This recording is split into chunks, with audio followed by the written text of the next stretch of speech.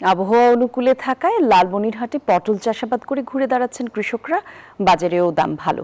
আর এই নিয়ে বিস্তারিত তথ্য জানাতে আমাদের সঙ্গে যোগ দিচ্ছেন সহকর্মী রবিউল হাসান। রবিউল, একটু জানাবেন কত হেক্টর জমিতে পটলের আবাদ করতে পেরেছেন এবার লালমনিরহাটের কৃষকরা, এবং এই সম্পর্কে কি কি তথ্য আছে আপনার কাছে? কলি, আপনি জানেন যে লালমনিরহাট কিন্তু কৃষি প্রধান এই জেলা।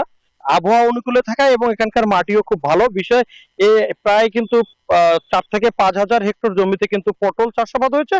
আমরা এসেছি লালমনিরহাটের কালীগঞ্জ উপজেলার চাপারহাট এলাকায় একটি ফসল খেতে দেখাচ্ছি যে পটল কিন্তু ভালো ফলন হয়েছে, কৃষকরা কিন্তু দামও ভালো পাচ্ছে।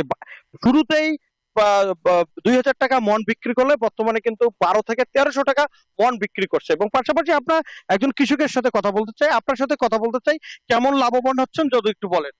লাভবান আছে, বর্তমান ভালোই আছে।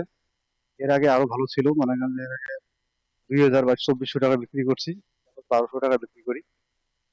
তবে আর কি কীটনাশক এবং সারের দাম হিসাবে ওই দিক দিয়ে একটু বর্তমান কৃষকের লাভবান একটু কম।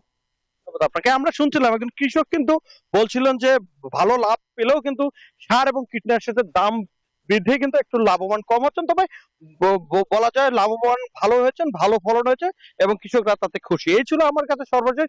ফিরে যাচ্ছি স্টুডিওতে। কলি, ধন্যবাদ আপনাকে।